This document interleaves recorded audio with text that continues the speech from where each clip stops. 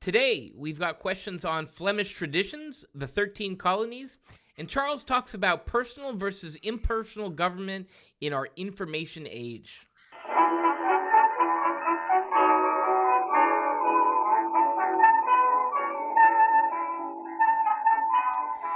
Welcome to another episode of Off the Menu. I'm your host, Vincent Franchini from Tumblr House, here with a lucid Charles Coulombe. Lucid? Are you saying that like it's some sort of weird exception? Like most of the time I'm wandering around in a senile fog? Is that what you're saying? Yeah, we caught you at just the right time. It's one of my good days. Yeah, that's true. It is one of my good days. Okay. All right, I'll grant you that. I'm up to see. I'm up to having visitors. I'm not likely to throw food at the wall or anything today. Yeah, so how's it going? Well, it's pretty good. I mean, I spent the weekend in the country out in the Wolfgangsee, in the beautiful village of St. Gilgen, which was really, I'd not been there before. People told me it was even more beautiful than Hallstatt, and I didn't believe them. I was wrong. Hallstatt is incredibly beautiful, one of the most beautiful places I've seen on earth, but St. Gilgen managed to do it. So, I mean, the scenery of that part of Austria is just breathtaking. It really is. The whole Salzkammergut, really just an amazing area. Beyond that, the people were celebrating Fasching, which is their word for Carnival or Mardi Gras. And I was, they wear weird costumes, they parade and have bands and do all sorts of fun stuff. And that's a reminder, of course, that today is Quinquagesima Sunday. Tomorrow is Lundi Gras. Tuesday is Mardi Gras. So people have to begin to think, A, how they're going to enjoy the next few days, and B, if they are going to, what are they giving up for Lent? You heard the story of the fellow who came home one day from work, and his wife served him boiled vegetables, mashed potatoes, and a corn fritter. And he said, "Where's my steak?" And she said, "It's Lent." And he said, "Well, you better get it back. I'm hungry." Ha, ha, ha. Well, I'm just saying. Anyway, so the 40 days, the glory of these 40 days is about to begin. And when we reconvene this coming week, a week hence, it'll be you'll see it next week, Monday. It'll be Monday of the first week of Lent. So you want to give some thought about it. However, also bear in mind that 3 festivities are coming up in this month. Okay. Can you guess what they are? St. Patrick, St. Joseph, and Ash Wednesday? I don't know. What? Well, Ash Wednesday is this coming Wednesday, and hardly call it a festivity. Okay. Man, I'm really going to party hardy. Well, no, we've already talked about that. Oh, it's further on. Okay, well. It's after St. Joseph. After St. Joseph? Yeah. I forgot which comes first, St. Patrick's or St. Joseph. Doesn't St. Patrick's come first? Yes. Yeah. Then St. Joseph, then after St. Joseph. In March? I don't know. You got me, Charles. It is deeply linked to Christmas. Deeply linked to Christmas? Is it, No, not Rudolph's birthday. The Annunciation? Yes. Yeah. There you go. It's not Rudolph's birthday. It's the Annunciation. I don't think of the Annunciation as a festivity or a celebration. Oh, it is. It is. It was a holy day of obligation until 1918. Interesting. Christmas is in a sense, of course, the beginning of our salvation, but the Annunciation is the beginning of Christmas. It's the Feast of the Incarnation. St. Patrick's Day is, of course, the feast of the Irish. Uh, uh, Corned beef and cabbage will reign supreme. Do you have corned beef and cabbage on St. Patrick's Day? Not well. No. Sometimes I try to swing it, like if it's a rigorous Lent for me, it's like, yeah, Yeah. let's celebrate St. Patrick's Day with corned beef and cabbage. But not normally. Now, St. Joseph's Day, as an Italian, Yeah. tell me you go to St. Joseph's table, please. Yeah, of course, no question. Which one are you going to go to? At St. Peter's or Holy Angels? Holy Angels is a lot more convenient than going to St. Peter's, but I hear good things about St. Peter's. My wife has gone to St. Peter's. I used to go there when I was living there. I would go there every year. Yeah. That was St. Peter's. It's a funny thing. It's the Italian church in LA. It's in Chinatown, surrounded by Italians. Well, there's a reason for that. It used to be the Chinatown, which also has the Croatian church and the French hospital, was an Italian, Croatian, and French neighborhood. And the Chinese actually lived where Union Station is now. But when they decided to build Union Station back in the early 30s, I guess, they knocked down old Chinatown, and the Chinese moved to where they are now. The French, the Italians, and the Croats all left, but their major institutions remained where they are today. So, at any rate, that's how St. Peter's is now in Chinatown. At any rate, it's a lot of fun. They really do it upright. It's amazing, and they have all day a spaghetti dinner after mass. Now the spaghetti is free. All right, it's spaghetti and marinara sauce, but they will charge you if you want either or both Italian sausage and meatballs. That's how they get you. That's how they get you, and they also charge you for the copious glasses of Dago Red. Why do you always have to say that? Say what? Dago Red. What about it? It's just red wine, man. No, it's not just red wine. It's Dago Red. Why? Why do you say that? Why is that so important to you? Because it's made with pride by happy Italians.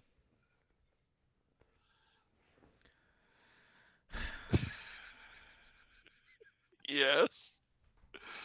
Yes. What's your point?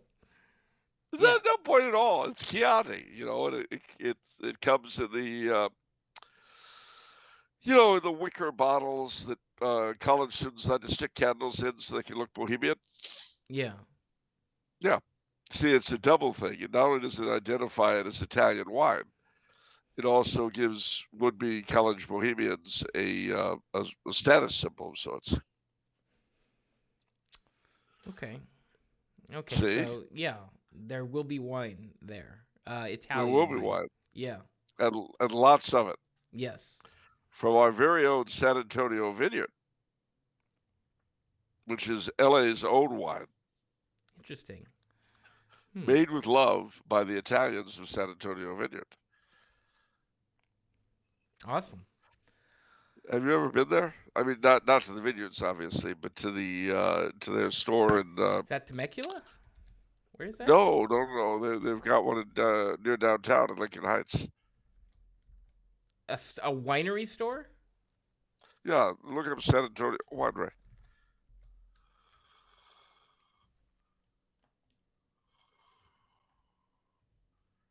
Wow. Lamar Street, Los Angeles. Yeah, it's one of my favorite places in that part of the world, and that's where all the wine from the St. Peter's uses for St. Joseph's table comes from. Huh. And it's a great place to eat in and of itself. If you like Italian stuff, that is. If you're not a big fan of Italian things, then you probably won't like it. Or of old LA. Who's not a big fan of Italian? Let me ask you I don't that. know. I am. Who's that? I mean, that's pretty serious. I'm a To big not. fan of Italian stuff. And there was this chick I was interested in. I mean, it's one of those things. There's one of those things where if you don't like that, then I don't know if we could be friends. Yeah, You know? I agree with you. It was like it reminds me of this time in high school. I was interested in this girl, and I forgot we got some discussion on food, which and cake came up. We talked about cake, and she's like, "Oh, I don't like cake." I said, "How do you not like cake?" She said, "Very easily." And from that, I knew there was no chance. We could So never. love was dead. Love was dead right there. Forget about it. No chance. So has that left a hole in your heart, or do you not really care? No, it's more like dodge the bullet. Really, that was a huge red flag. Yeah, yeah. So it's the same way as far as marinara sauce. What if you don't like marinara sauce? Same situation. I would say, yeah. Well, I mean, yes, I would say yes. You could say, oh, I don't like this marinara sauce, but Yeah, to have well, this you blanket could. statement where you say, I just straight up don't like marinara sauce or I don't like pasta. What's the matter with you? Well, I mean, think about it for a second. Marinara sauce is it's Southern Italian cookery. Northern Italian is different, but Southern Italian cookery. Marinara sauce is the go-to sauce for almost every kind of pasta. Yeah, because it's simple, right? Yeah, And I mean, even if you say, well, meat sauce or bolognese sauce, yeah, what is it? Well, it's marinara with meat. yeah. Basically, yeah. So if you don't like marinara sauce, you don't like any Southern Italian sauces. And you probably don't like any pasta with that kind of sauce. You don't like lasagna because they use it in the layering, you know. Yeah. Yeah. That's right. So it's a good thing you're married an Italian. I'll just say that. That's for sure. I checked that box. Yep, Um, yep. And I have it on good authority, not direct experience, but I have it on really good authority that the lady does in fact make pastas and red sauces and Oh things yeah, like that. absolutely. Yep, and not too many onions. Not too many onions in the sauce. That's a big deal. That's a big no-no. Don't put too many onions in the sauce. That's How about chopped sausage? As a chopped sausage or ground beef. well, yeah. I mean, that's one of the things, right? Like if you're serious about your sauces, you're flavoring. You have it with meat in one way or other. Either you're doing meatballs, or you're doing a bolognese sauce with No, the meat in, right? right. So you're flavoring it with meat somehow, some way, and but yeah, um, all of that sounds delicious, man. I really, you're getting me hungry, All Charles. right. Well, all I can tell you is 2 days until Ash Wednesday, and then Carnevale until, well, of course, you've got the Sundays, but then you've got St. Patrick's Day and you've got St. Joseph's. And for me, the perfect Lent is when St. Patrick's Day falls on a Saturday. Why is that? It's interesting. A Saturday? Why? 3-day break from Lent. St. Patrick's Sunday, and then St. Joseph's on the Monday.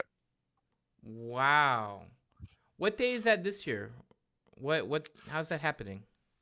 Oddly enough, I have no idea. Let's see. March 2025 calendar. Let's see. Okay. Where are we? Oh, no joy. St. Patrick's Day is the Monday. So Tuesday, back to Lenten regimes. Wednesday, the 19th. And then the 25th is Tuesday. So my free floating vacations from Lent this year are all isolated. No 3-day extravaganza for me. All right. Okay, moving on. We're gonna introduce another element to the full episodes. We're gonna be doing discussion topics, which is sort of just a single query, whether we're gathering a pool of comments from the patrons. We're gonna read on the show and briefly respond to. Next week's topic is grading Trump. Basically, how do you think he's done so far? What grade would you give him? So, if you're not a patron, it's a perfect time to become a patron. Also, we're offering free trials right now on Patreon, so you can just sign up for free and put your comments, get the sort of the patron experience, and test it out. See if it's your thing. If it's not your thing, just cancel, and you don't lose anything. So, give it a try. Well, what if you're found guilty as a result of the trial? It's okay. It's just you. It's Who collects the fines? And who? I mean, do they spend time in prison? You collect your own fines, and you're simply a prisoner of your own conscience. Ooh, aren't we all? Are we all? Yeah. Okay, great. The prosecution rests. All right. Because it never woke up. What else do we have here? Memeses. We got memeses. Yeah, we got some memes. But first, you know what we have to say. Yeah. Nationalize the memes of production. For the common good. All right. So we have we have a lot of fun images here. A Tampa tobacconist, he had a lot of fun. Let me share. Before you do that, explain explain to the nice people what the rules are about memes and why we haven't been showing them. Sure, right. Yeah, no, we just want to avoid any copyright entanglements. So we like posting. I like posting original stuff, obviously not taken from a movie or from a third party. It's your own stuff. A lot of stuff we're going to show, it's AI generated. So AI, no copyright issue. There's no copyright issue on anything you use on whether it's Grok or ChatGPT or Gemini. It's no copyright there. So if you guys want to have fun with that, maybe we'll show some of the images on the show. All right, let me share the screen so you can see as well, Charles and Joyce, what we got. All right, here we go. First one, let's look at the Tumblr House Tower. So here we go. Tampa tobacconist. Yeah, that's practically a photograph. That's not AI at all. That's one of the postcards you can buy at any gift shop in any of the many tourist traps in Arcadia. Yeah. And you see they've got at the very top, they've got the meditation garden that the top floor executives have. Yeah. One of the things though I have to object to, okay, is you see the former Lehman Brothers factory that the tower was built on top of. Yeah. People still call it an eyesore. I don't think it's an eyesore. I think it's a monument to mid-century industry. I think so as well. It shows new life, like blooming out of tradition. Yeah. Yeah. It's come a long way since you guys bought Lehman Brothers. I like how much it shows. It really shows, now that we're able to show everyone the picture of the building, the emphasis of the top floor executives, where there's that special, once you reach a certain floor, then it really, you're in the big time. You're in the, what is it, that part of the T, So we have a lot of... the cross section, yeah. Yeah. There are a lot of unusual benefits. The sauna, the foot massage room, the back massage room, I mean, yeah, it's amazing. The Chinese laundry, uh, amazing stuff. Yes. The eggplant parlor where you could have nothing but eggplant dishes. I don't know why you would do that, but Yeah. All right. not my idea of a good time. Next image. It's wow. There it Wow. is, the secretarial pool with old Rose. Lydia is somewhere in the back. Oh, there she is. The lady in the with the blonde. Yeah, you've got the go On back. There she is. on the right There's side? Lydia. Yeah, Yeah. there's Lydia. Yeah. And there's old Rose, who's typing, I guess, which she doesn't do normally, but Yeah. it's good to see her. Yeah. And yeah, I mean that's exactly what the typing pool looks like, and you can see why it is the ladies don't worry about what they're going to wear. They've got a prescribed uniform. Yes. Yes. So, yeah, that's a very nice rendition. What's And very restful for me about that, by the way, is that I can remember when I was little going into offices that that's exactly what they looked like. all right. Another one. Let's look at Charles Now on the 13th floor. this one creeps me out a little because it's sort of PTSD. Mm. I don't really remember. I mean, I guess the last time was when I was home for Christmas. It was before the fires, and I went in just as you see there. Uh, the elevator opened up at the 13th floor, and then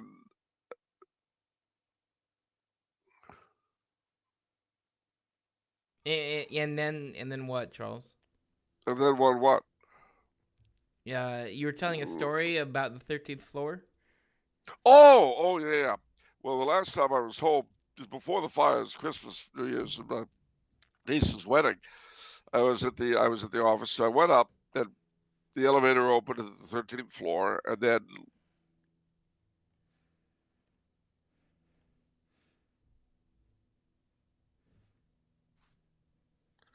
I'm sorry, what were we talking about? We're going on to a next image, which is ooh, Oh, gee, Willikers. ooh. That's us broadcasting from another dimension. He captured perfectly my blue eyes and your beard. Yeah, sure did. Oh man, did it ever? Man, we haven't looked like that for a couple days. Uh, but the flags are, well, two of them are sort of there, kind of. Yeah.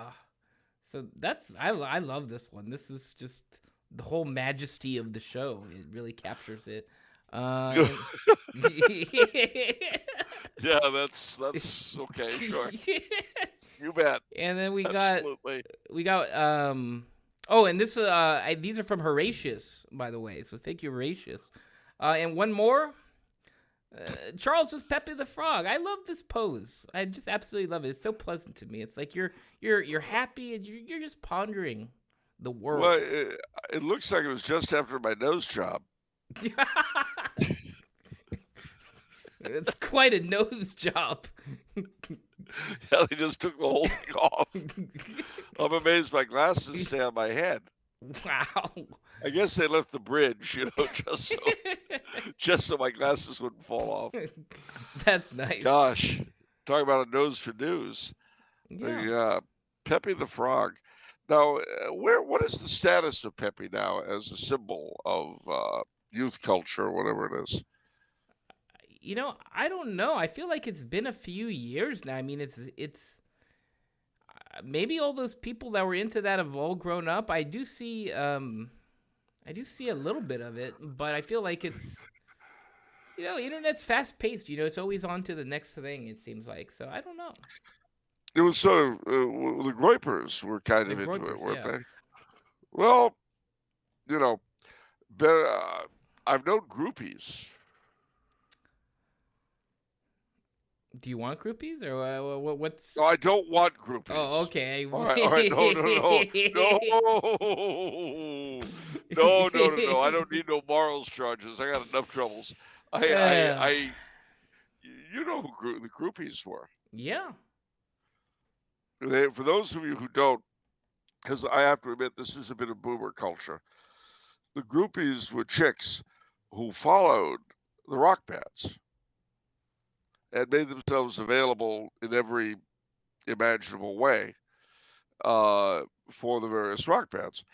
Now, the most famous groupie came along very late in the game, long after this thing had ceased to be fashionable. And that was the mother of the current Prime Minister of Canada, the inimitable and incredibly worthless Justin Trudeau. Like, seriously, though? Yes, Margaret Trudeau dumped her husband and little Justine and became a groupie for the Rolling Stones. No, seriously. I'm serious. I'm not making it up. Wow. She's 76? Well, this was a little while ago. She's 76 now. I mean, even the Stones, I think, could do without. Of course, they're in their 80s, so.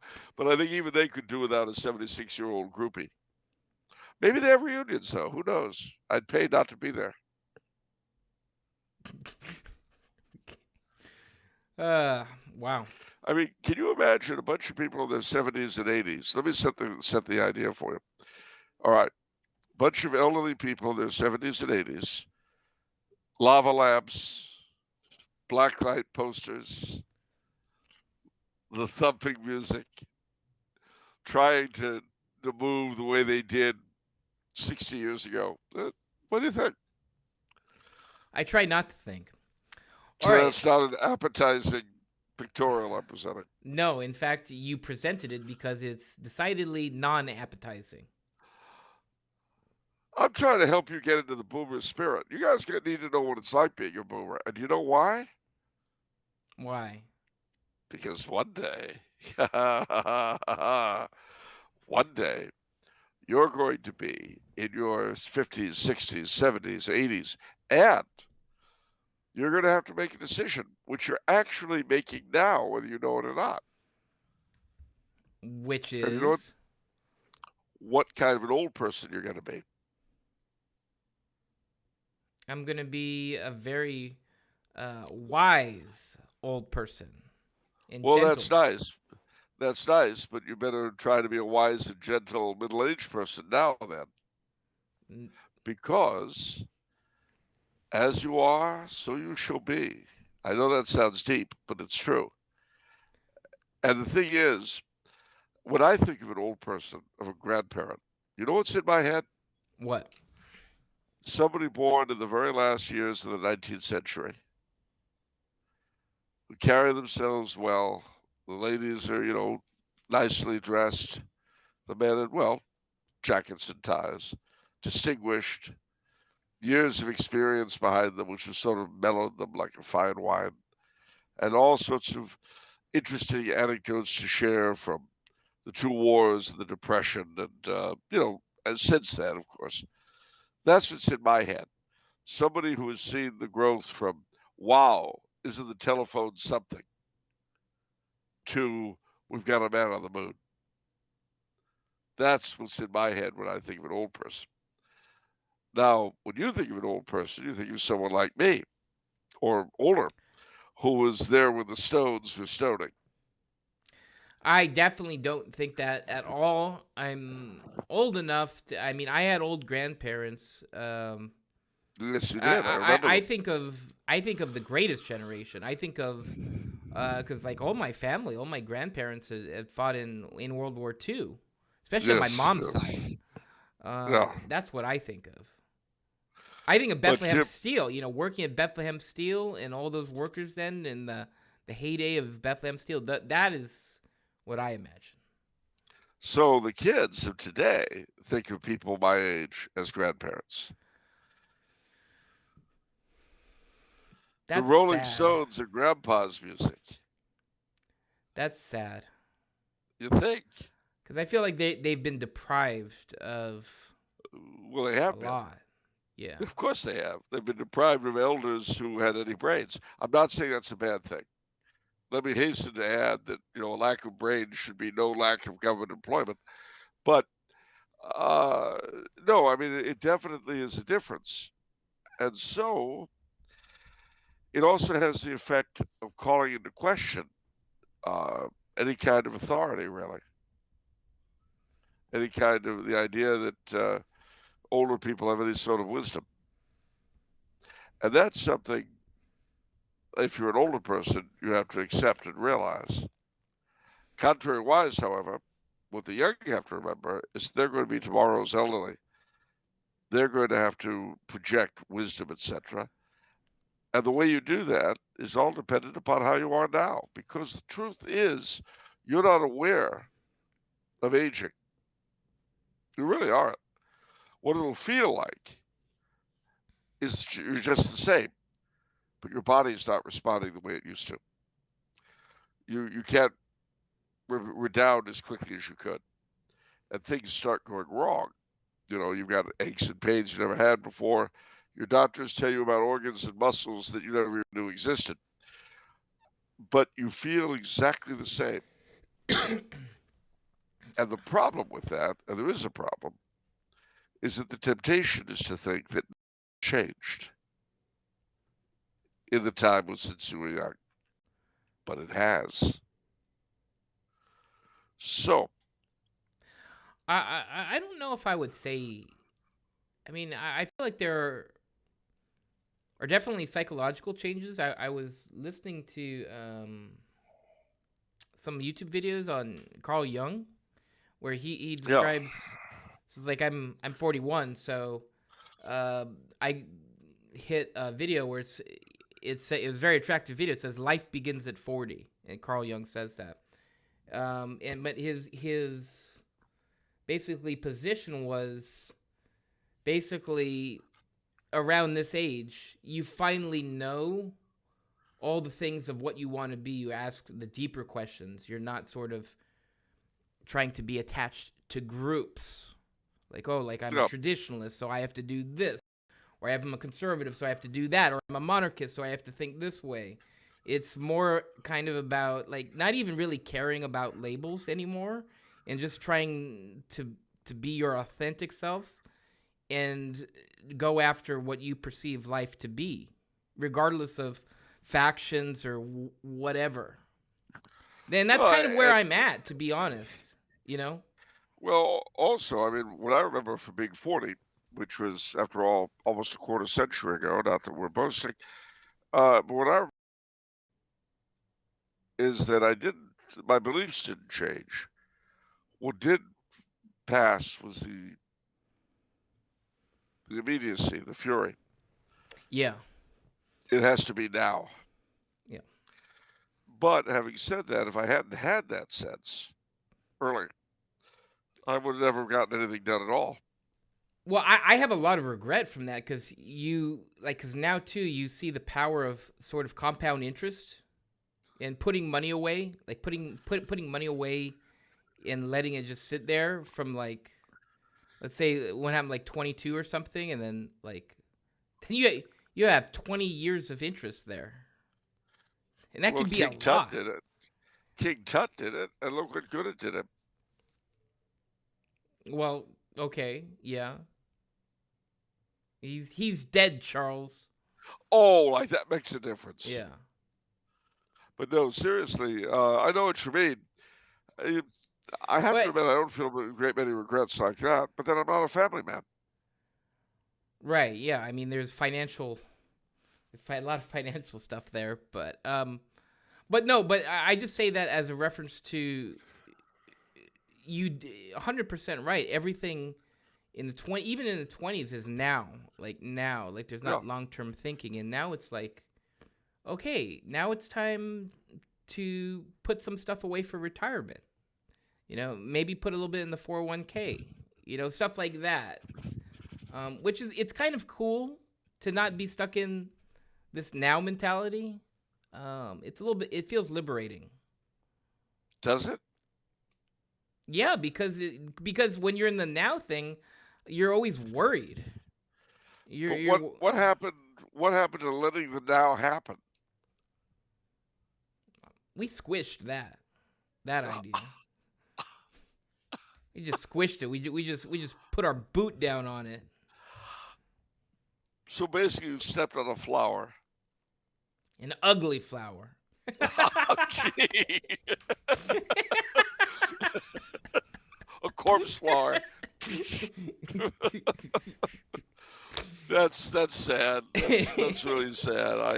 I apologize, ladies and gentlemen, for that last horrible outbreak of anti-aestheticism. I feel very badly about that. No, but it is an interesting thing. But do bear in mind, all young people now, that you're the old people of tomorrow. And how you carry yourself now is how you will carry yourself then. Because it's habit. It's all habit. Uh, I had a kind of a weird experience 2 weeks ago in Galway. Uh, I went to this wonderful conference, the Round Tower Conference in Galway, put on by the Round Tower Association, led by the redoubtable Sean McGee. And I gave a talk there on monarchy, Catholic monarchy in the light of the kingship of Christ. It was for the centennial Quas Primas of the kingship of Christ, the encyclical Pius XI. And then I gave a talk on Father Dennis Fahey. Well, then we had to do the show. You remember we did it from Ireland. Well, after the show was over, I missed the dance that followed the thing.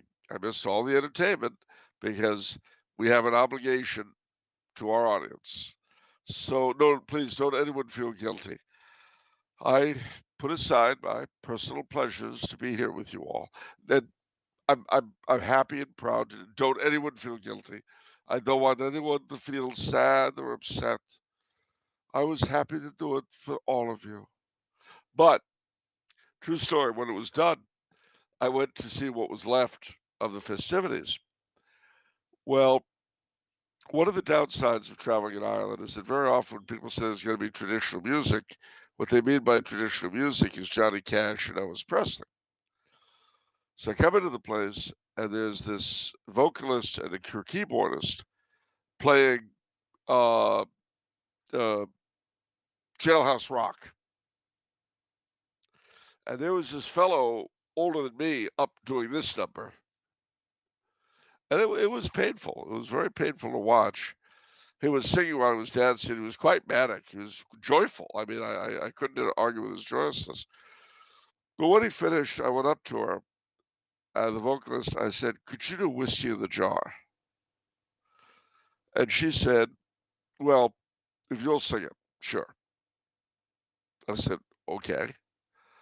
Well, ladies and gentlemen, you're talking about painful. Because the way I sing Whiskey in the Jar, it's as I went out a rambling o'er the western Kerry mountains, I met with Captain Farrell and his money he was counting, and so forth. But I had to, the way it was being played, the beat, etc., it turned into as I went out a rambling o'er the western Kerry mountains, I met with Captain Farrell and his money he was counting. It was painful. Very, very painful. I had never seen Whiskey in the Jar boomerized. And it was ended up being me who was made to boomerize it. Let that be a lesson to you. Oh man, that's It was yeah. it was painful because the breathing was all off. I mean, I felt like it was croaking it out. You talk about Pepe the Frog. I felt like Pepe the Frog. Yeah, there's so many things. It's really amazing.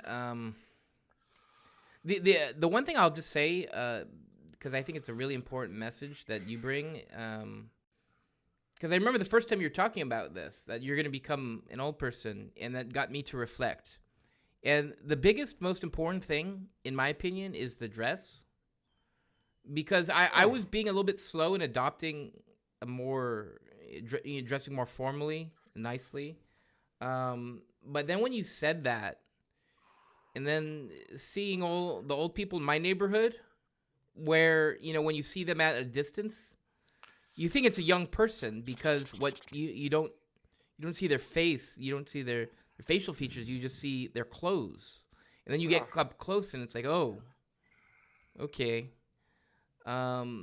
So that's something I wanted to avoid, is not be an old man that is wearing jeans. To be quite jeans and a t-shirt, right? Jeans and a t-shirt. I don't want And to do that. well, So it has to you start know, now. it's funny you mention it because way back in 1993 in Letterkenny, Ireland. Not that Ireland's on my mind right now, but I was giving a lecture in Letterkenny in County Donegal, and this kid who was in the audience. Now, mind you, I was 32 then, and I haven't. Well, you've known me all those years. I haven't changed my manner of dress at all. Uh, and this kid, good-looking guy, t-shirt and jeans, showing off his torso, shall we say, and he had a lot to show off. But he said, "Well, Mr. Coulombe, let me ask you, why do you dress like Bernie Wooster?" That was his question. And I said, "Well, that's a fair question. I mean, it had nothing to do with anything, but I didn't say that, but nevertheless, I said it's like this. I've dressed the way you see me now since I was a teenager, because the habits you fall into, you will keep the rest of your life. Now, I will look this way when I'm old, and I'll look fairly dignified, and certainly whatever physical lacks I have will be concealed. You, on the other hand, you carry off a t-shirt and jeans very well right now. We'll see how it looks when you're 50 and 60 and 80, because you'll keep dressing the same way." And the look on his face, because he realized it, and he goes, "Ah, Mr. Coulombe, that would look horrible." I said, "Yeah, I know." So he said, "All right then." But I've never forgotten that. He was, all right then. So Yeah. I've never seen the fellow since, but given that was, God help us, 32 years ago, Yeah. kid will be in his late 40s or his early 50s now. Yeah. I sure hope he took my advice to heart.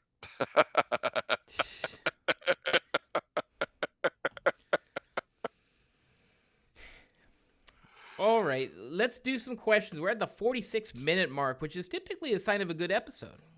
I So guess. Well, when I'm lucid, I'm generally better at this kind of thing. that's true.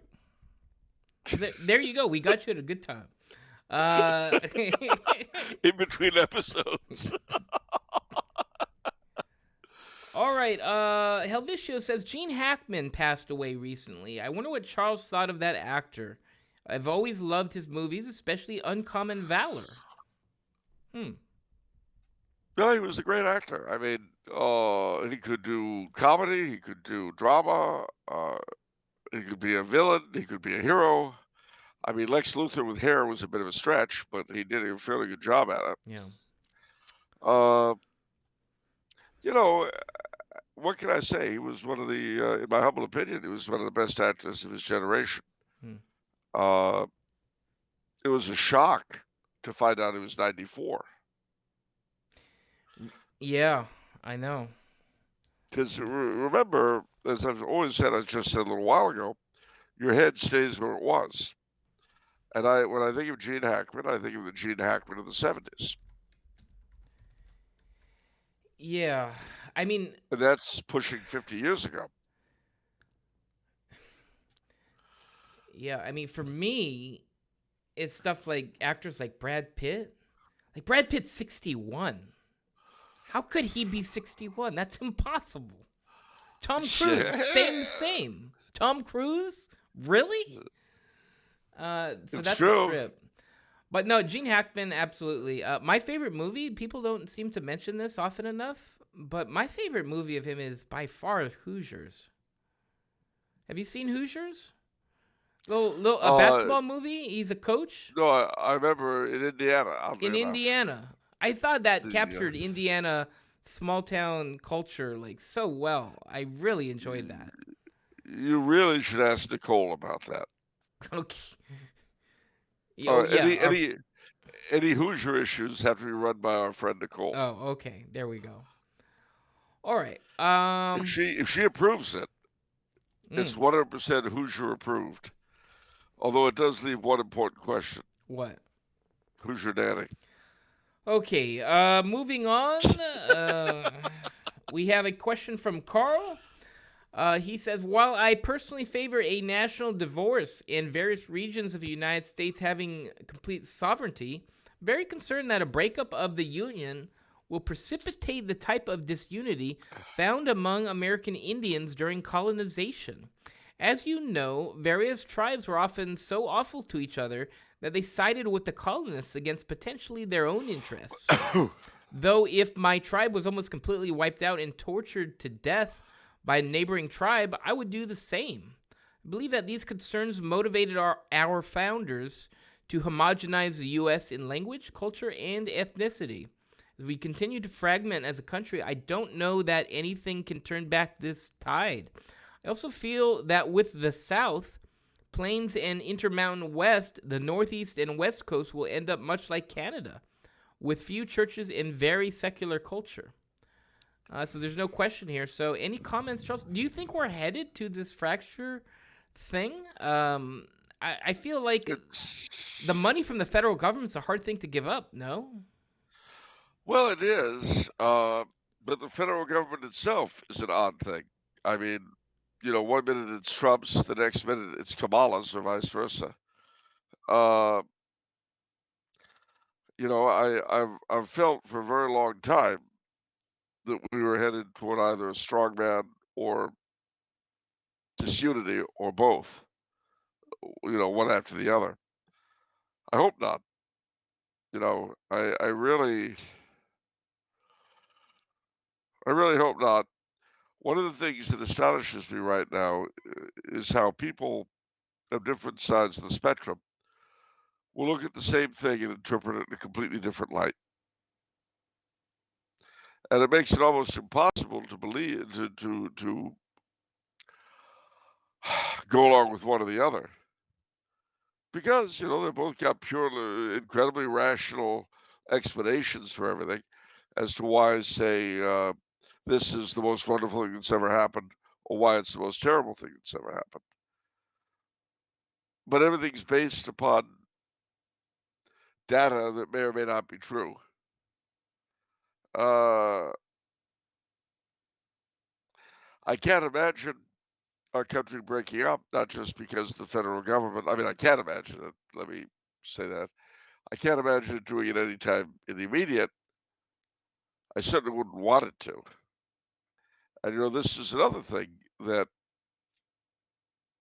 separates me from younger people because a lot of young people don't have the attachment to the United States of America that I do, that people my age tend to. Uh, because, I swore to defend the Constitution of the United States against all enemies, foreign and domestic. But even when I took that oath, I was aware that in some ways, if I were to take it literally, it would mean rebelling against the then government. you know, uh, I wish that oath were purely for the defense of the United States, rather than a document. Uh, I'd be lying if I said it isn't something that has me terribly concerned. Uh,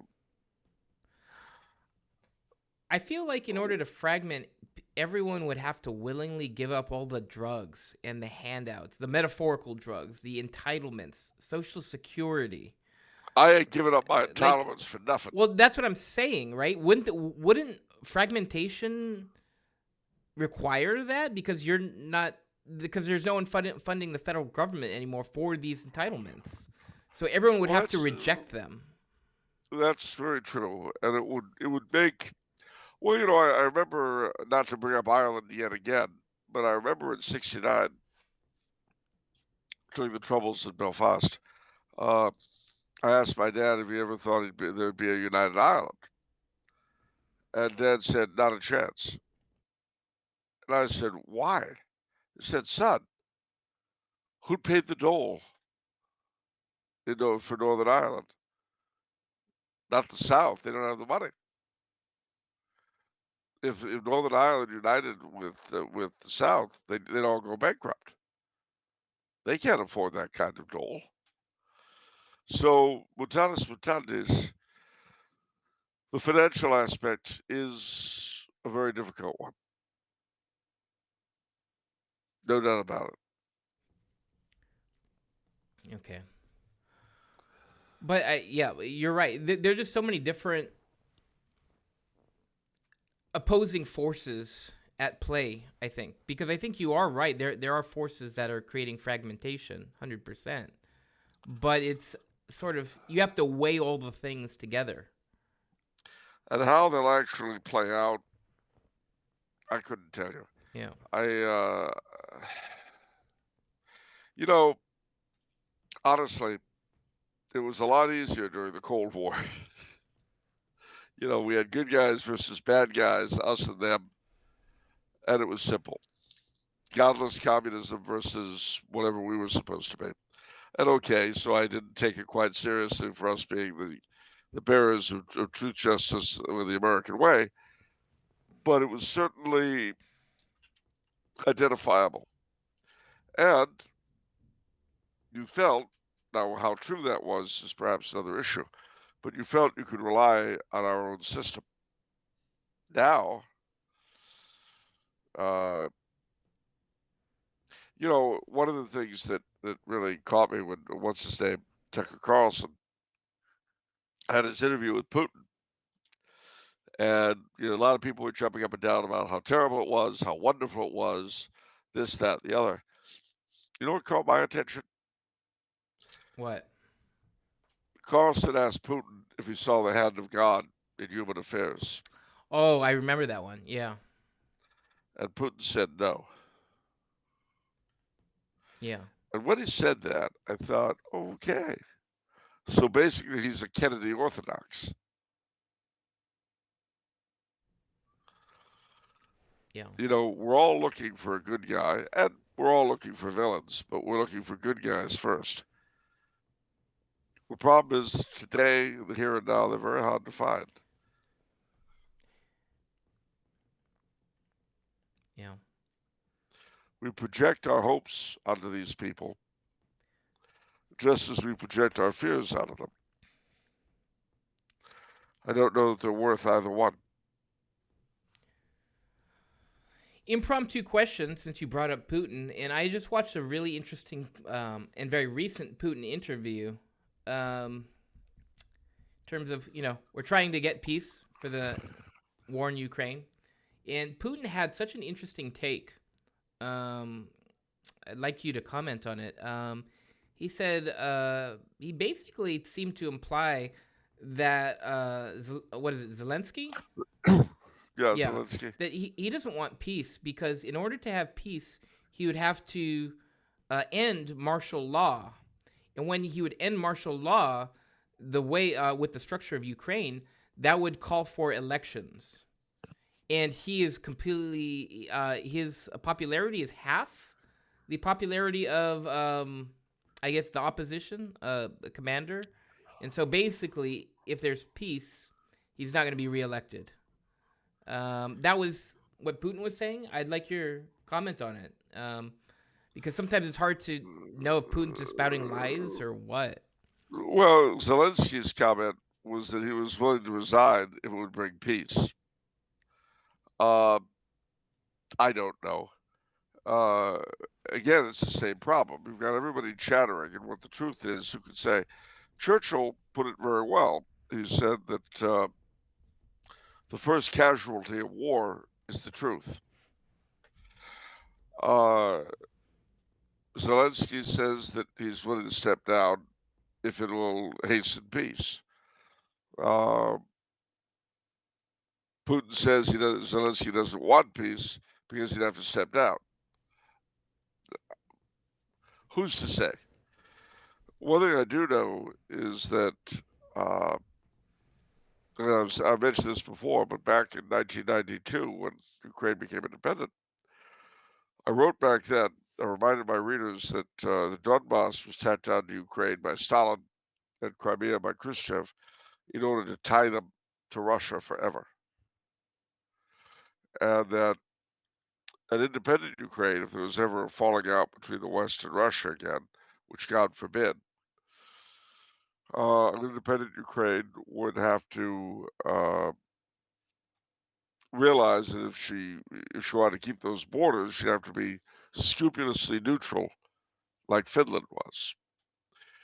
If not, then Russia would come calling for Donbass and Crimea. But, I said, by the same token, if Russia somehow got a hold of Donbass and Crimea, she'd have to accept the fact that whatever was left would go west. And that's what's going to happen. You know, all these thousands of lives later, Ukraine is going to end up losing a chunk of territory. And then sooner or later, whatever is left of her will go directly into the arms of the West. And that, I think, is an incontrovertible reality. A lot of my Ukrainian friends will be very upset at my saying that. A lot of Russians I know will be upset at my saying that. But it's a horrible situation. And frankly, I think that this current Cold War was avoidable.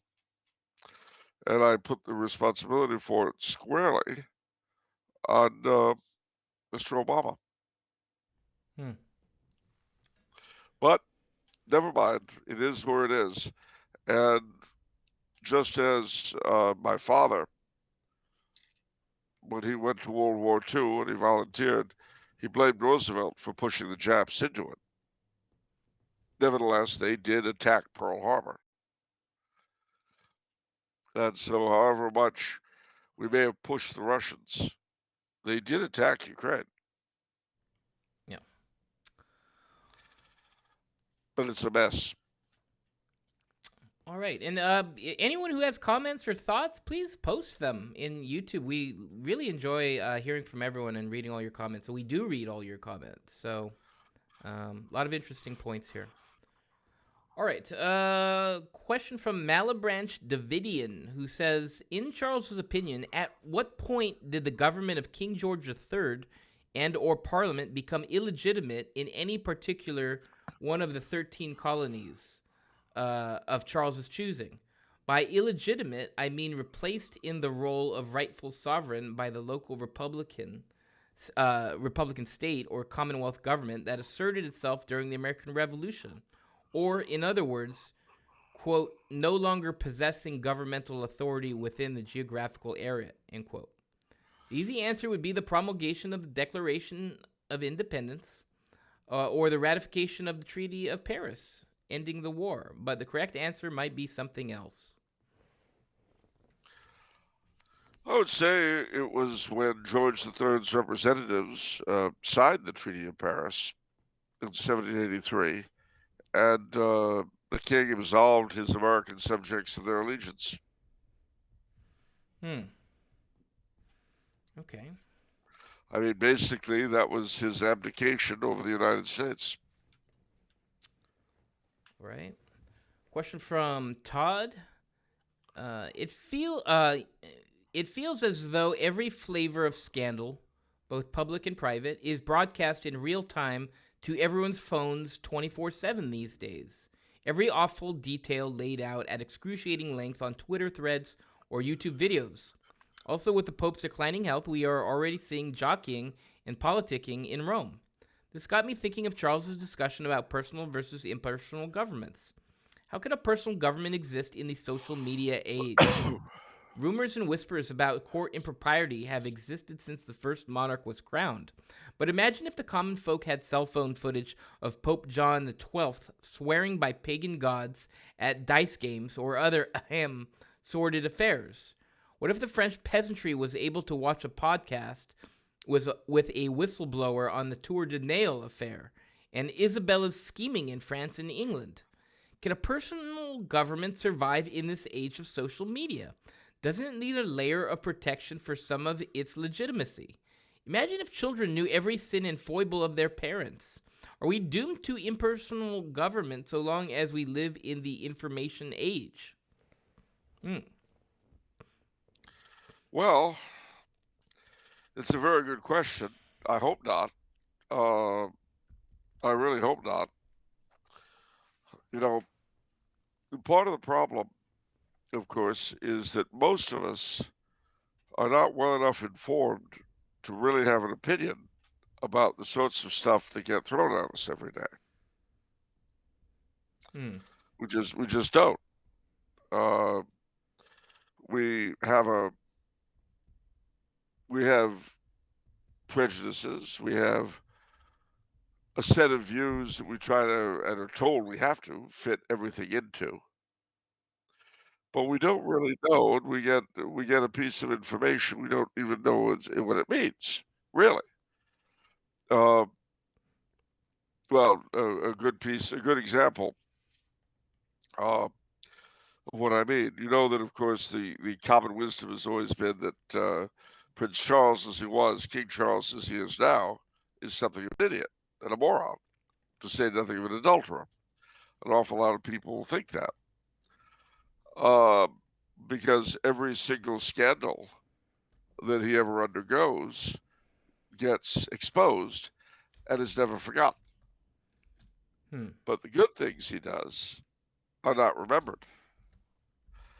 And we had a good example of this.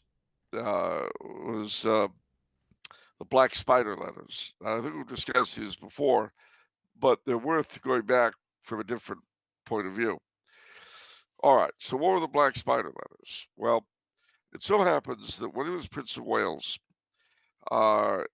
if people had problems with a government department or a bureaucratic thing or whatever, and they wrote to Prince Charles about it, you know, I'm having a problem with this, that, or the other, and it caught his attention, he would make inquiry and he would write to the requisite government office or ministry or whatever to find out what the story was. And if he could intervene, he would. Well, these were called Black Spider letters because of his unique handwriting, which is very thin and very, well, in black ink. So they called them the Black Spider letters. These were considered privileged communications between the prince and the government, and so were not to be revealed. The Manchester Guardian, the socialist rag, thought that they would, if revealed, they would hold up the prince as the moron, etc., that he's supposed to be, according to the popular imagination created by the media. This is an example, by the way, of the media believing its own crap. My father always used to say, never believe your own press. Well, the press really should be careful about believing its own effluvia. Anyway, so what do? They sue the government to get the Black Spider letters exposed and printed. The government fight back in the courts, hammer and tongs. Oddly enough, and this caught my attention immediately, although nobody commented on it, Clarence House, then the Prince of Wales household, was contacted. They said, oh, no, we don't have an opinion. It's for the courts to decide. And that was it.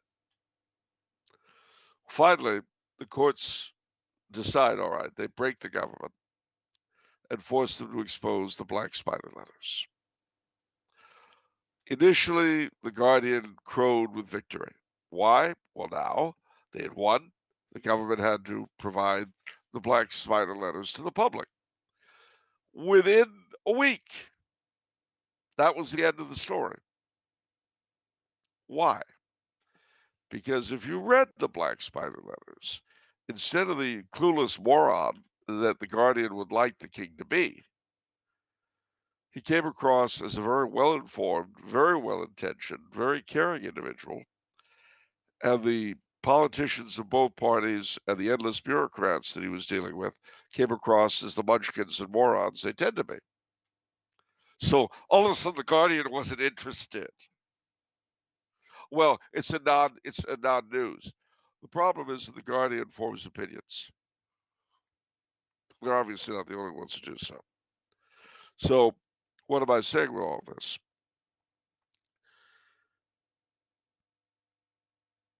It is true that everything is exposed.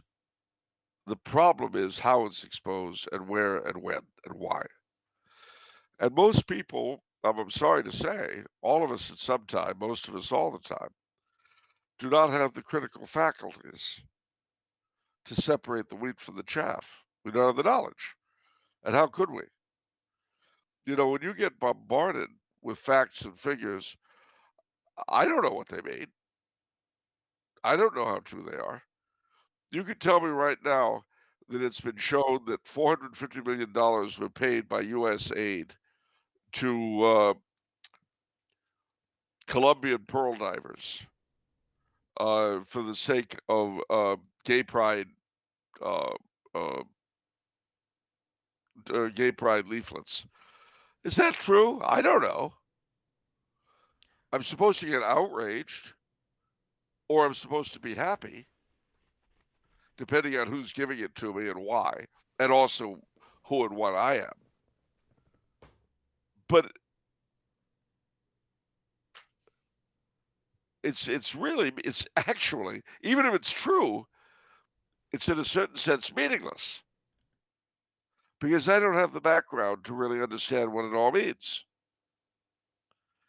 Do you see what I'm saying? I do. So,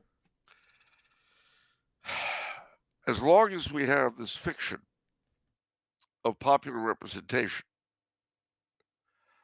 uh, and as long as we believe it and fail to hold the powers that be accountable, and how we would do that, I increasingly fail to understand. Well, we're going to have more of the same. Now, the alternative to that is, I don't know what. Fury, revolution, destruction, bring it all down, shoot them, hang them high. Oh, that would be great. I guess the best thing one could do is to develop a technology that somehow cuts through all of this stuff. But then if you were somehow able to do that, you would have to establish for a lot of people its effectiveness. In other words, if I had a BS meter that could infallibly decode all the garbage that's thrown at me, that's great. But now I would somehow have to prove to the great public that it works. And you can be assured that all the major players whose positions would be endangered would do everything they could to destroy its legitimacy. You know, I don't know if you remember when Schwarzenegger was governor of California. Yeah.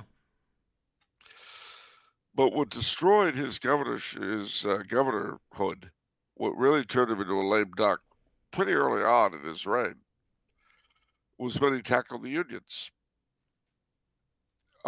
Because, as you know, if you belong to a union, regardless of your own political views, you pay money into the union, and part of what you pay goes to their political fund, their PAC. And they support whichever candidates they choose to support, and you have no voice over that. You just pay. You pay and obey, and that's it. Well, especially this was particularly the case at the time with the teachers union. So what happens?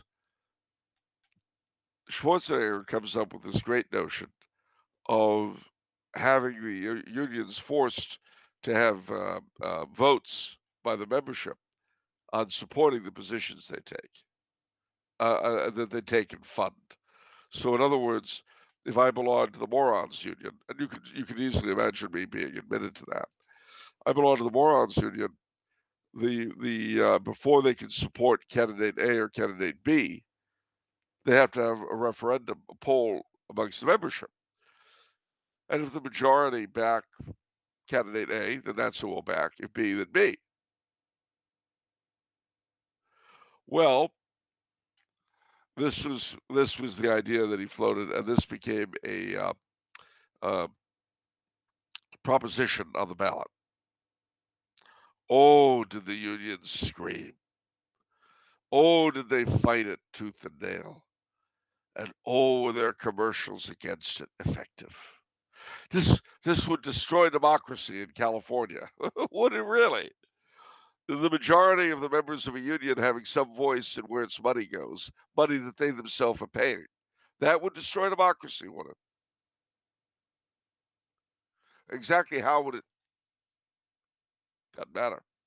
So it was absolutely shredded. And from that time on, he was kind of a lame duck. He gave up caring. Now, mind you, I'm not a big Schwarzenegger fan, but the point I'm making is I saw the difference before and after that election. And this is what I'm saying. You know, it seemed to me at the time incredible that any union member could think there was a problem with having a voice over how their money was spent. But they did. So in a setup like that, I don't know how you fix it. It's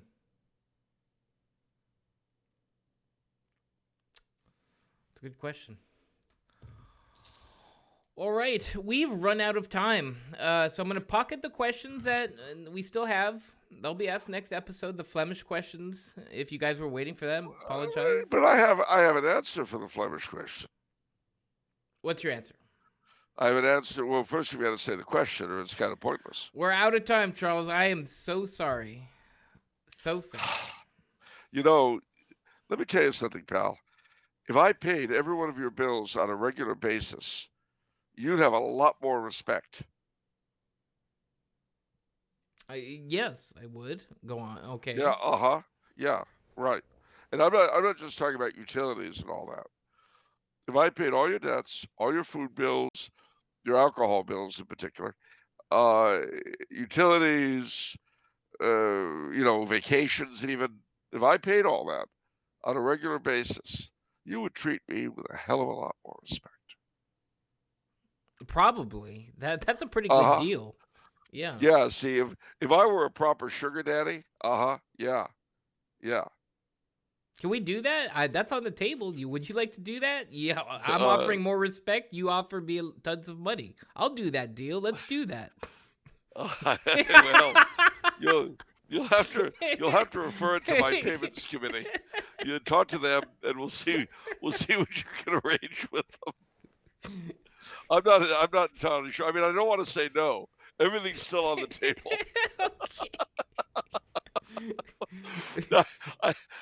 Everything's still on the table, but it really isn't up to me to make the final decision. Okay.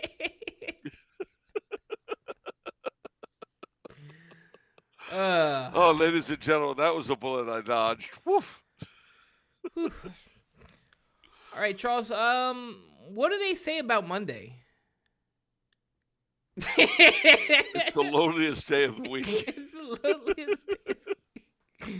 No, Monday's child is fair of face. What? What did you say? Sunday's child is full of grace. Monday's child is fair of face. What about Tuesday? Oh, no, you know what? I'm wrong. It's Monday's child is full of grace. Tuesday's child is fair of face. Wednesday's child is something or other. Thursday's child works hard for his supper. If I forget Friday's child and Saturday's, but then the child that is born on the Sabbath day is good, blithe in body, good and gay, or something like that. Wow. All right, Charles, what is it if it's Monday? Oh, off the menu. What about the soul you save? After due consideration and a careful thought over the entire process involved, after doing due diligence, one's research, bearing in mind all of the various factors involved, and leaving out none of the players. Inviting everyone to a place at the table. One would have to say, in all likelihood, it's your own. Thank you. See you next time, All right. everyone. God bless.